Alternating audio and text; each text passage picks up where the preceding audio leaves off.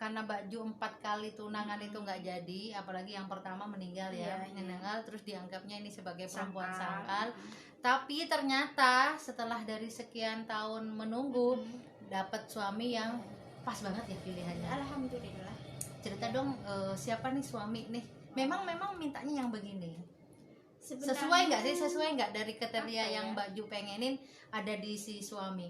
Kalau kriteria secara ini sih, saya kan orangnya nggak neko-neko, lihat diri sendiri juga, saya ini siapa sih gitu ya. Cantik juga enggak ya, juga enggak, kecil lagi ya, kecil lagi ya.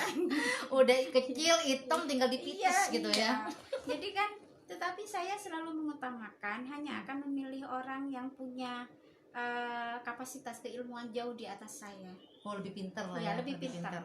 Saya mudah terpesona lah istilahnya, kan orang yang sangat intelek. Oh, pintar, orang ya, pintar. Meskipun nggak ketemu orangnya, orang ini intelek gitu. Iya, benar-benar. Jadi orang ganteng nggak mikir. Orang kaya nggak, tapi orang pintar. Orang pintar. Oke. Gitu. Waktu itu pintarnya di mana sih suami Mbak? Ketika diskusi kok bisa ngejar terus pikiran saya gitu. Diskusi di telepon, saya belum tahu mukanya padahal. Ketemunya di mana? Ya kita kan bukan ketemu sih ya. Saya tahu dia itu di acara reuni alumni sebuah organisasi, terus saya baca namanya, loh kok alumni Malang gitu. Jadi saya kontak, ini bener ya si kakak Ano gitu. Oh, kamu yang aktif duluan ya? Justru saya proaktif, tetapi itu dalam rangka saya bertanya apakah betul dia temannya teman-teman saya. Oh iya. Dari sana kami kemudian asik sekali berdiskusi, dan dia menyangka saya cewek, saya cowok. Karena kan masih SMS-an. Oh, pakai SMS-an. Nggih. Jadi dia sering sekali mencela-cela perempuan ketika diskusi dengan saya. Duh, karena marah dong. Tapi saya slow aja, orang ini nyangka saya laki-laki kan begitu. Terus kemudian setelah berapa bulan diskusi di HP itu, suatu malam dia menelpon. Dulu masih ada telepon gratis yang gitu yang jam segini gratis gitu ya. Terus saya angkat, loh ini Jo ya, kan saya pakai nama Jo gitu, Jo aktivis gitu kan, kayaknya laki-laki bukan perempuan. Iya, loh kamu ternyata perempuan ya gitu. Saya jawab, iya saya perempuan sekali gitu. Bukan setengah perempuan, betul. Kayaknya di sana dia kaget, terus dia cerita kalau dia tuh istrinya meninggal, ada bayi yang ditinggal. Saya kok terenyuh langsung sama si bayi. Katanya tidak ada mbahnya sama sekali. Saya langsung pengen ngadopsi anak itu. Oh, niatnya mau ngadopsi. Iya, biarlah saya sampai menyampaikan, ini aja putrinya sampean kasih saya sementara. Nanti kalau sudah besar diparani tidak apa-apa. Oh gitu. Cuma maunya tak bantu membesarkan. Betul. Tapi dia kemudian, loh kamu kalau mau jadi uminya anak saya, kamu harus jadi istri saya. Iya. Gitu. Iya. Loh saya jawab, loh tapi saya belum pengen menikah, saya cuma pengen punya anak. Gitu. Waktu itu kamu masih belum pengen nikah? Belum pengen nikah saya. Kenapa waktu itu Mbak? Gimana kan ya? Udah umur 31 ya? Waktu itu saya jadi tempat curhatnya banyak kawan. Mulai kasus KDRT, mulai teman-teman yang dikhianati dan seterusnya. Betul. Jadi banyaknya kasus ketidakenakan dalam dunia rumah tangga, kok semakin membuat saya tuh tidak tertarik untuk menikah. Oke. Kok kayaknya hidup itu menjadi sulit setelah menikah. Betul. Bagi perempuan menurut saya. Betul. Ya. Karena gini, banyak teman-teman, bahkan teman saya itu dia trauma atau bahkan memutuskan untuk tidak menikah sama sekali karena mendengar kabar cerita dari teman-teman. Saya tempat curhat.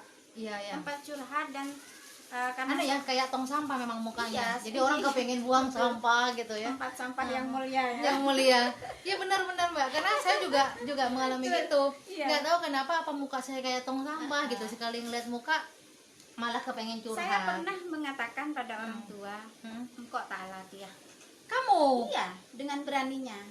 Oh. Bapak saya itu langsung ultimatum. Can beun lah Odin beun. Engkau taruh noro ben menalake nyaret hibi.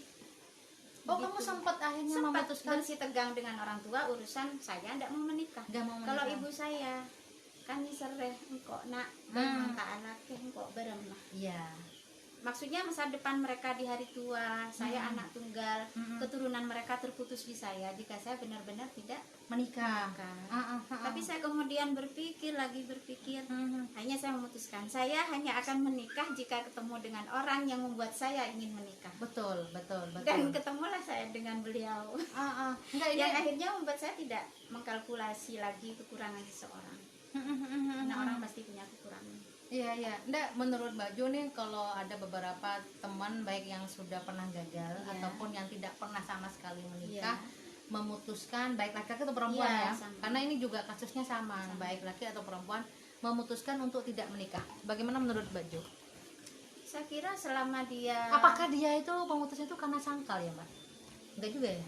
kalau menurut saya bukan karena sangkalnya, apalagi di zaman modern ya, dengan banyak sekali referensi kehidupan dari manusia lain dan seterusnya, adanya banyak pemikiran-pemikiran bahwa bersendiri atau bersatu gitu loh ya, bersatu istilahnya, tidak kalau Berdua. bahasanya teman-teman Nasrani itu kan apa sih, ada sih pokoknya sendirian gitu loh. Hidup selibat. Oh, selibat. Ya, hidup selibat.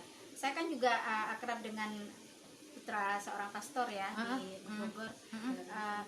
Hidup selibat katanya.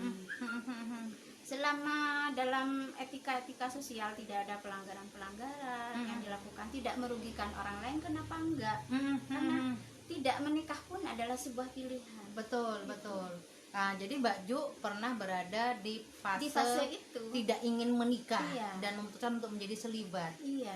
Oh, oke. Sempat terpikir seperti itu, meskipun sempat di kantor oleh sepupu saya, jangan seperti itulah Mbak Ju, jangan nanti apa yang kamu katakan jadi doa gitu. Tapi waktu Mbak Jo mengatakan saya tidak akan menikah, itu karena apa, Mbak? Apakah karena trauma? Oh iya, tadi ya Iya, saya tidak trauma sih ya, cuma saya tidak mau ruwet gitu loh. Maksudnya tidak mau ruwet dengan persoalan-persoalan rumah tangga, tetapi saya pengen punya anak. Oh gitu. Iya. Nah, gimana caranya punya anak kalau tidak mau menikah? Itu kata sepupu saya. Kan banyak bisa ngadopsi anak-anaknya orang yang terbuang, terlantar dan seterusnya. Sudah ada pikiran ke sana saya. Makanya sama Tuhan dipertemukan Nah, laki-laki itu. yang sudah Mungkin. punya anak. Iya. Yang tadinya mau cuma ngadopsi doang ya. Iya, ada pikiran bahwa jadi ibu tiri gitu ya, jadi stepmother ya. Iya. Tidak ada pikiran ke sana, tetapi kemudian mungkin karena jalan pikiran saya sama Tuhan diijabah, akhirnya saya punya anak tanpa repot-repot melahirkan. Iya, betul. Baju, aku pengen juga dengerin ceritanya gini, apa namanya? Setelah Mbak Ju menikah nih sama Duda, punya anak satu, kan tetap dianggapnya tidak sempurna. Sempat Ya kan, karena kan kok dapat Duda, kan Duda itu sama janda jelek banget kan di sini. Iya. Apalagi punya anak. Iya. Lah kembali ke yang tadi perabosan lemele bukol, gitu. ada nggak pikiran masyarakat bahwa lah etos dentos malah oleh Duda kayak gitu? Kalau yang menganggap itu negatif, kalau ke saya langsung nggak ada. Cuma memang ada pemikiran begini.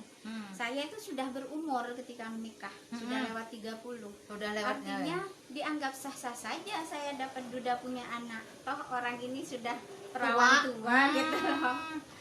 Tapi di sisi lain ada juga yang apresiasinya lebih bagus, lebih positif. Kamu tuh meskipun dapat Duda beranak satu, apalagi cuma Duda beranak satu, beranak 3 pun kalau seperti suami kamu itu nggak apa-apa. Ada yang apresiasinya begitu. Iya. Dan saya menerima semuanya secara positif aja. Iya. Orang akan selalu mengomentari hidup kita. Karena walaupun Duda kan tetap dianggap buruk ya. Baju menemukan laki-laki yang memang baik, yang memang menurut saya representatif lah ya. Sesuai dengan dan membuat bayangan Baju saya. ingin menikah. Ya, betul. Waktu itu apa alasannya selain karena dia pintar gitu ya? Kayaknya dia bisa jadi imam keluarga. Bisa. Saya kan orangnya was-was ya. Was-was gimana? Sama soknya najis gitu ya. Oh iya. Beliau itu penyakit loh kamu. Iya, mohon maaf ya, jangan ditiru. Terus gimana? Saya dari dulu berpikir saya tidak mau nikah sama orang yang fikihnya nggak bagus. Oke. Beliaunya ini kan orang pesantren dan ya kalau dalam keluarga almarhumah istrinya dia kiai lah ya. Paling tidak ilmu agamanya jauh lebih ini dari saya. Ngerti kitab, ngerti tafsir. itu yang saya perlukan. Betul, betul, Nah, betul. ini bukan cuma intelektual Mm-mm. pikiran saya, tapi juga ngerti agama. Dan itu yang memang Dan baju itu yang dari buat saya bisa balance dengan saya. Oke. Nah, setelah menikah sama Duda anak satu, Iya. itu masih umur berapa yang anaknya, Mbak? Si kecil waktu kami menikah umur 3 tahun. 3 tahun. Dan sekarang udah umur 13 tahun. 13 tahun ya, 10 Ya, tahun ya. sudah gadis kecil ya. Artinya Mbak Ju jadi ibu sambung ya? Iya. Ibu sudah sambung. 10 Gimana tahun. rasanya jadi ibu sambung, Mbak? Kan pasti tuh kalau ibu sambung mau baik mau buruk tetap Iya, buruk. betul. Iya nggak sih? Kalau saya jarang menyebut ibu sambung ya. Apa? Yang umum kan ibu tiri. Iya ya. Iya. Iya ya. Saya pernah diwawancara psikolog ya Mm-hmm. dari Semarang, tapi justru saya yang akhirnya mewawancara psikolog. Ah. Kebetulan dia juga ibu sambung. Oh gitu. Dia menyebut kami berdua ini sebagai sama-sama ibu tiri adalah ibu psiko. Oh, ibu psiko. Nah, Oke, ibu oke. psiko. Kan ada istilah orang tua biologis ya. Nah, kami adalah orang tua psikologis. Iya. Karena kami melahirkan anak ini dari jiwa kami. Oh. Jadi iya. sebutannya menjadi lebih saya lebih terhormat. Ya. Kalau kita dengar kata ibu tiri itu kan bayangan kita ibu tirinya Cinderella. Ya, ibu tirinya jadi konotasinya Romeo, mesti buruk. betul. Selalu Ibu di- sambung seakan-akan putus terus nyambung. Nyambung. Tapi kalau ibu ibu psiko itu berarti kita melahirkan melalui jiwanya. anak yang lahir dari hati saya. Oh iya.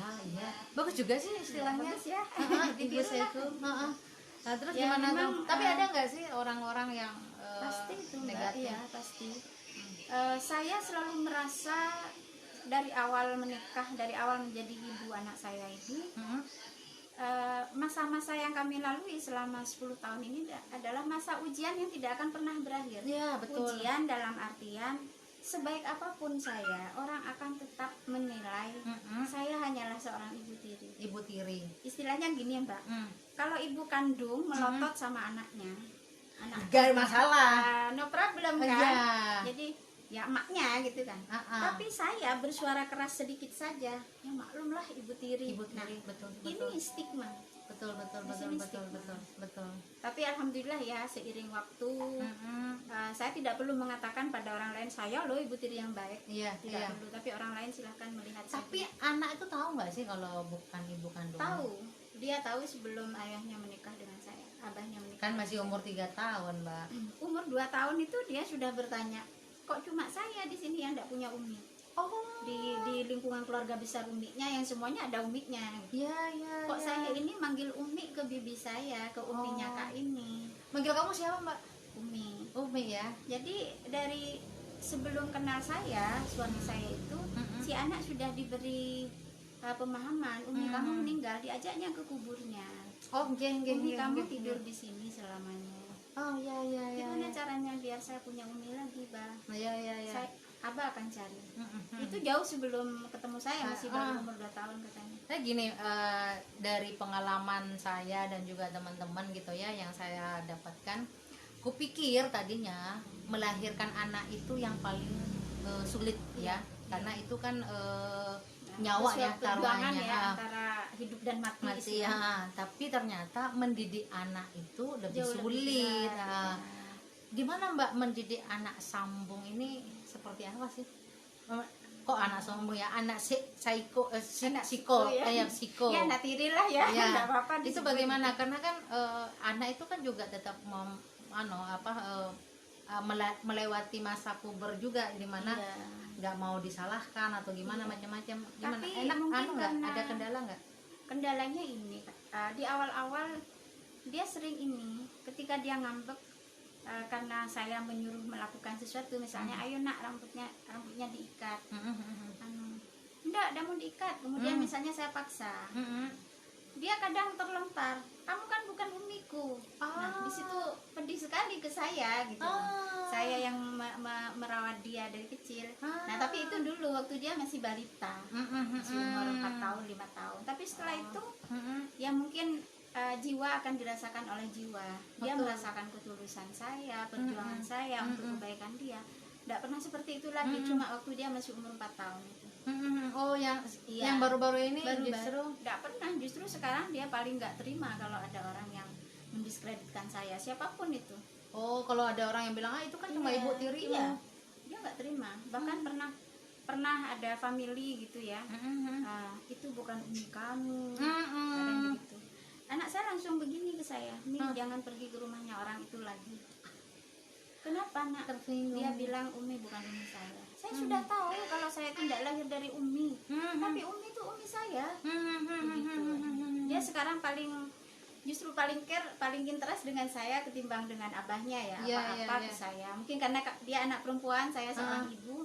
Biasanya kan lebih dekat sama ibunya. Lebih dekat, iya. Apa-apa tidak ke abahnya dulu, tapi ke saya dulu. Iya. Enak banget ya jadi Mbak ini, Alhamdulillah. Mbak Ju. Enggak, karena kan gini, bahkan saya pun juga nggak jarang orang bilang bahwa saya karena jangan, kalau Mbak Ju mah dilamar, saya nggak ada yang ngelamar masalahnya. Bohong. Nggak ada yang ngelamar, jadi mau melamar emang nggak jadi, emang nggak ada. Jadi itu kan harus diputus-putus. Oh, itu juga sudah sangkal itu ya? sudah indikasi sangkal itu ketika orang mau masuk enggak jadi. Lah, Mbak, ini kembali yang ke sangkal. Biasanya selain memutuskan tunangan, terus tunangannya meninggal.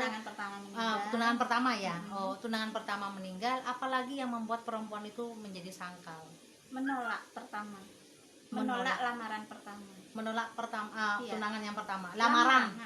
Dilamar orang pertama kali dia enggak mau. Itu katanya setelah itu ya mitosnya ya, setelah itu dia akan selalu menolak, akan sangkal. Terus untuk melepaskan sangkal itu hanya melalui tradisi tadi. Oh, itu kalau meninggal ya? Ya? Itu kalau meninggal. Kalau nggak meninggal, Mbak, kalau misalnya saya ada yang ngelamar terus saya menolak, terus untuk menjauh. Biasanya sih sama kalau orang Madura itu kan suka acabis-cabis ya, sama Pak Yai minta diberi pencerahan lah ya, bagaimana anak ini apa butuh didoakan secara khusus, apa butuh diselamatin secara khusus dan seterusnya. Percaya nggak Mbak dengan sangkal? Saya dulu itu waktu mandi kembang, itu saya dalam hati istighfar loh, ya Allah jangan dosakan kami jika ini termasuk syirik, karena saya sudah di pondok kan waktu itu. Iya, betul.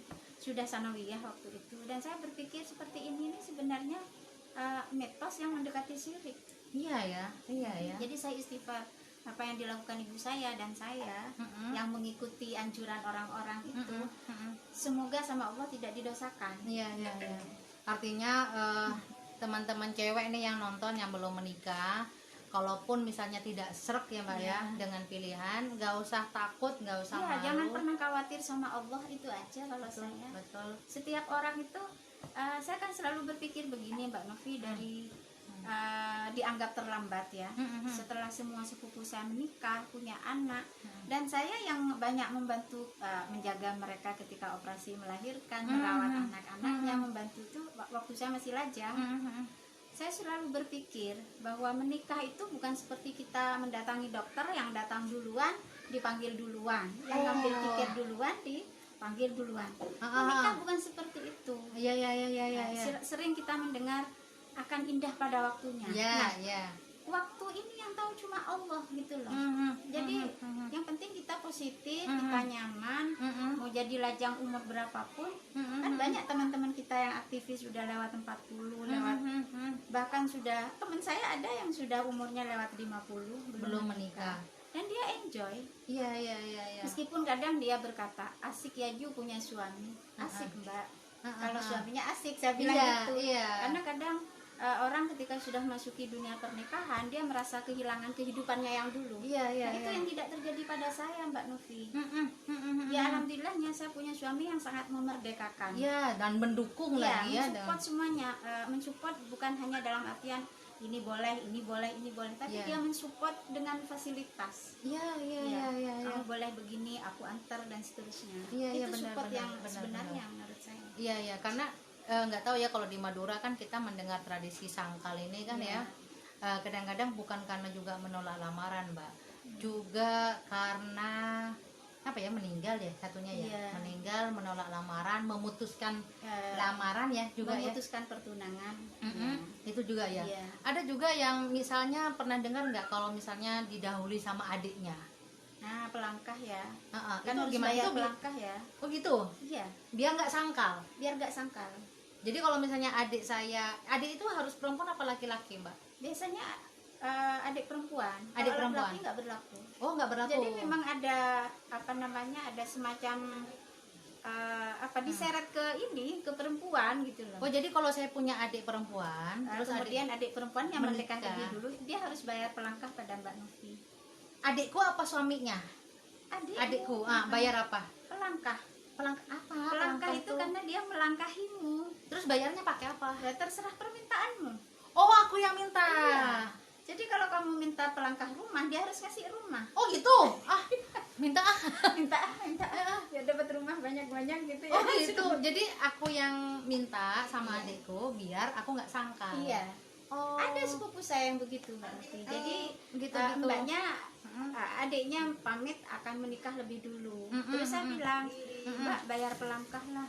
Kata saya, bayar pelangkah. Bayar pelangkah apa ya? Iya. Ya tergantung permintaan, jangan memberatkan lah, kasihan sama adikmu. Betul. Akhirnya minta pelangkahnya dibelikan seperangkat pakaian, pokoknya dari ujung kepala sampai ujung kaki, dari jilbab sampai sandal lah gitu. Oh, jadi akhirnya untuk yang untuk ringan tidak aja. sangkal. Nggih itu ya.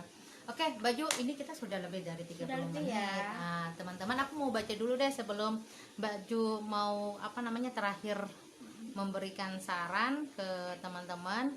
Saya temen ya. Iya, saya kepengen lihat dulu siapa aja yang ngasih komentar. Wah, lumayan nih, ada 9 komentar.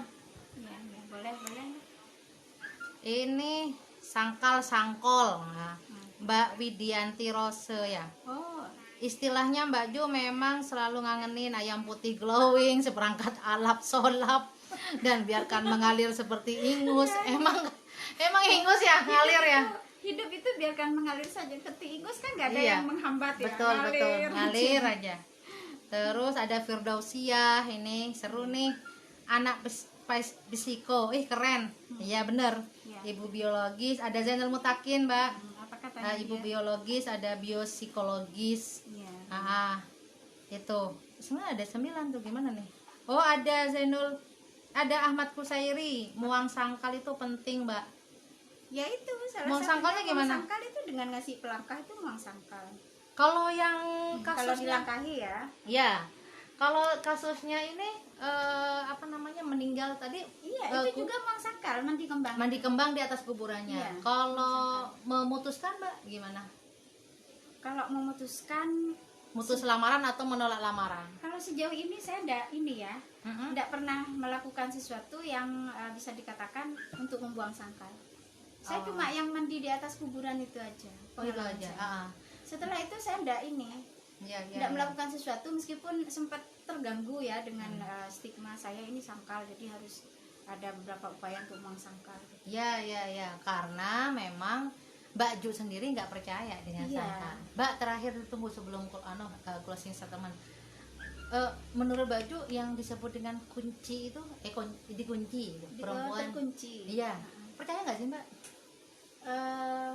Kalau tarikannya pada persoalan santet, iya. Ada itu. Ada.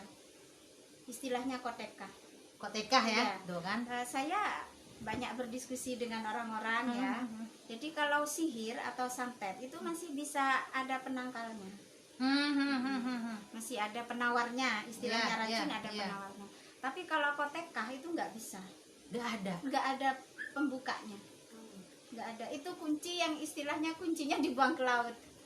Itu gimana, Mbak, untuk tahu bahwa saya misalnya ini kayaknya saya sangkal atau saya kena kunci?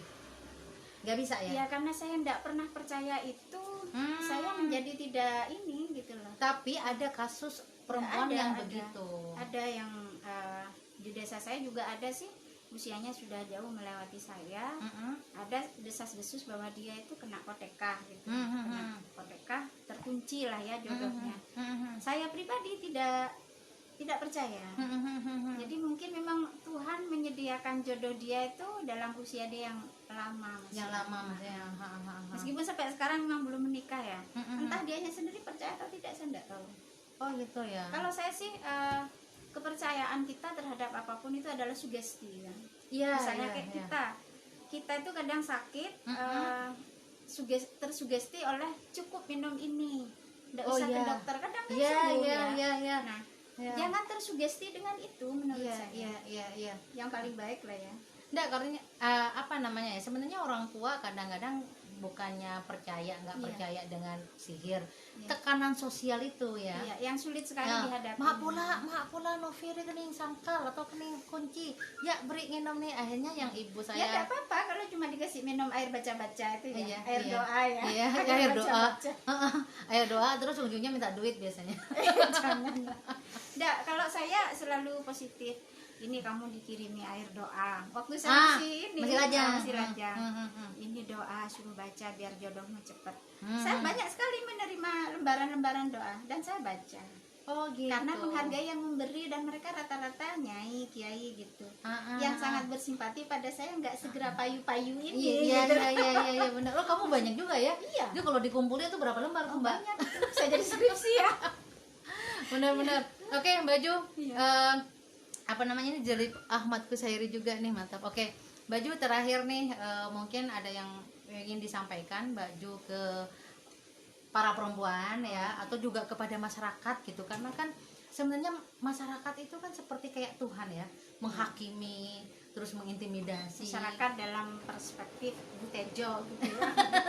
Butejo itu kan nggak bisa diam melihat apapun yang berputar di sekitar. betul. Dan kita nggak akan bisa kalau hidup kita itu selalu terpengaruh dengan apapun yang berada di sekitar kita.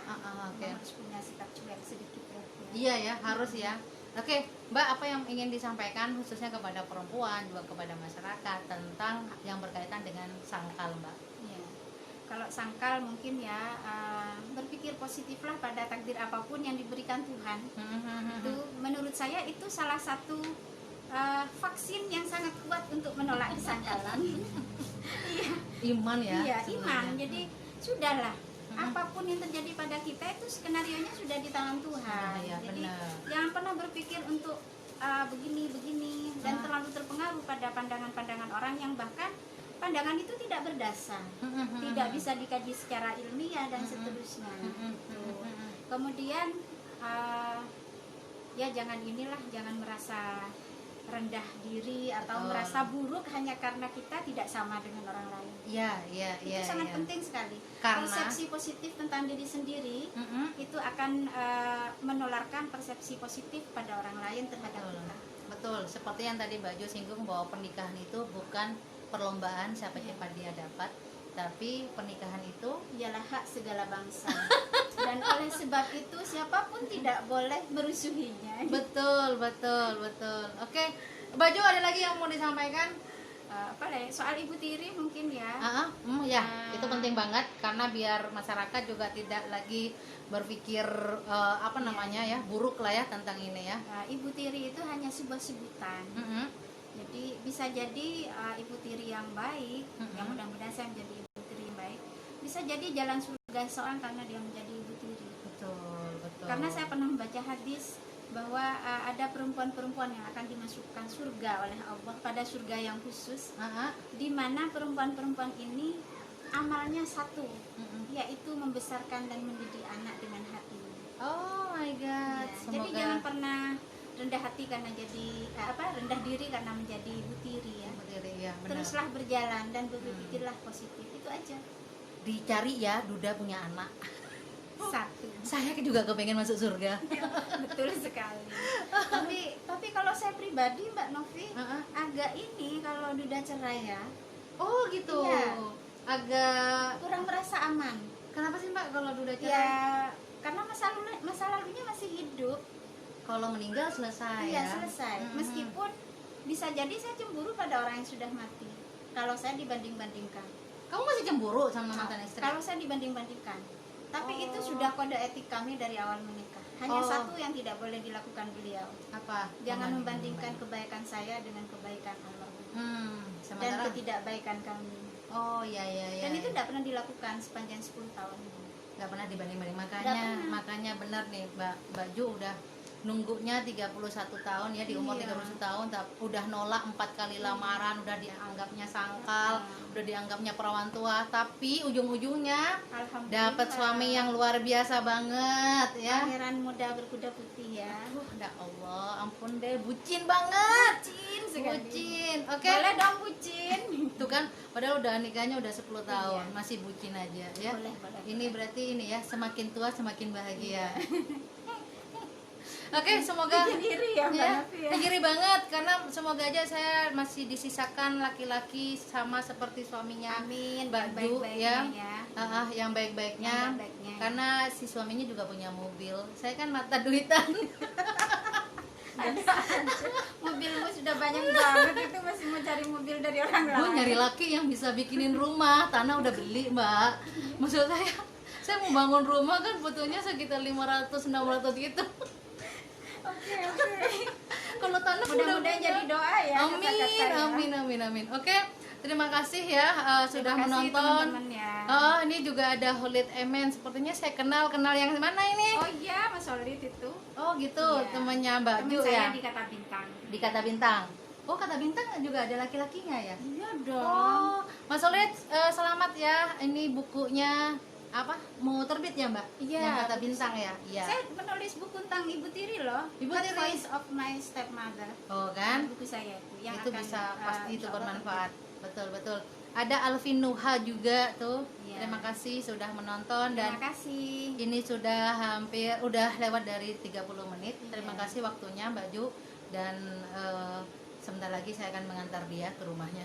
Terima kasih sekali. Bukan pengen ketemu sama dia tapi juga kepengen ketemu sama anaknya.